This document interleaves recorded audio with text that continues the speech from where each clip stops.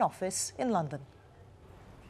Well, yes, some intriguing language coming from William Hague today. Earlier on in the day, he abandoned the usually tame diplomatic talk that accompanies these kind of things and came out and said that what he's calling what is going on in Libya deplorable and unacceptable, and that the Libyan ambassador was to be summoned here to this office where I'm standing to be given a dressing down. He turned up at about 12 o'clock local time and was talked to by diplomats here, and they outlined their condemnation of what's going on in Libya and the use of lethal force on the streets of Libya. Now then, a few hours later, William Hague came out again, spoke to reporters and said that he thought that there was a possibility that Muammar Gaddafi wasn't actually in the country anymore. Let's have a listen to what he said about that. You asked me earlier on about whether Colonel Gaddafi is in Venezuela. I have no information that says he is, although I've seen some information that suggests he is on his way there at the moment. So he said there is a possibility that Muammar Gaddafi is actually on his way to Venezuela. Well, after that happened, the Venezuelan governments came out and said that that is not the case. They have no information on where Muammar Gaddafi is, but he is not on his way to Venezuela. Rory Challin's outside the British Foreign Office there. Well, the British government may have strongly denounced the attacks on protesters in Libya, but in recent years, British governments have come to see Muammar Gaddafi as a vital business partner and a close ally in the so-called war on terror. Barnaby Phillips explains. They chanted abuse outside their embassy in London, and maybe the Libyan leader has run out of time. But for the British, this is awkward. A former Prime Minister famously reached out to Muammar Gaddafi. If Tony Blair had concerns about his host's human rights record, he put strategic issues first. And that position is defended by the British government today. It is important that the work was done some years ago to work with the Libyan government to stop their weapons of mass destruction program and their sponsorship of international terrorism. And so I think it was quite right to do that work. Otherwise, we would be dealing with an even worse situation today. Another embarrassing moment, a hero's welcome home for the Libyan man convicted of involvement in the Lockerbie bombing. The British say the release of Abdelbasset El-Magrahi was a strictly legal matter, with no connection to the growing interests of its oil companies in Libya. People believe that there are large reserves still to be untapped in Libya, and big companies like BP and Shell look for big wins. So at that level, it would be very good for Shell, it would be very good for BP after their terrible year to get a big win in the Libyan desert. But basically, yes, the British matter in Libya.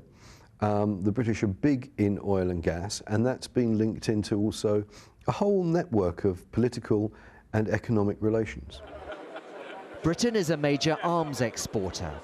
Its weapon sales to Libya are worth millions rather than billions, but its companies have been lobbying for bigger deals. The British government has cancelled 8 arms export licenses to Libya and says it's reviewing several others. This is because of concerns that British weapons could be used against Libyan protesters. Nonetheless, there are still many awkward questions here about the scale of commercial links between Britain and Libya. The UK has sold everything from sniper rifles to tear gas to crowd control ammunition. And so these are clearly the kind of weapons we see on the ground being used against protesters. They believe change back home is coming. But for Britain, there is now uncomfortable scrutiny on how this country does business and with whom. Barnaby Phillips, Al Jazeera, London. Well, another country that does business with Libya is Italy, and the Prime Minister, Silvio Berlusconi, has now condemned what he's called unacceptable violence on civilians in Libya. Berlusconi has recently come under pressure for saying that he didn't want to disturb Gaddafi during the protests. He's had a very close relationship with the Libyan leader in the past. An Italian Foreign Ministry spokesman has also said a repatriation plan has been put in place now for the 1,500 Italians in Libya.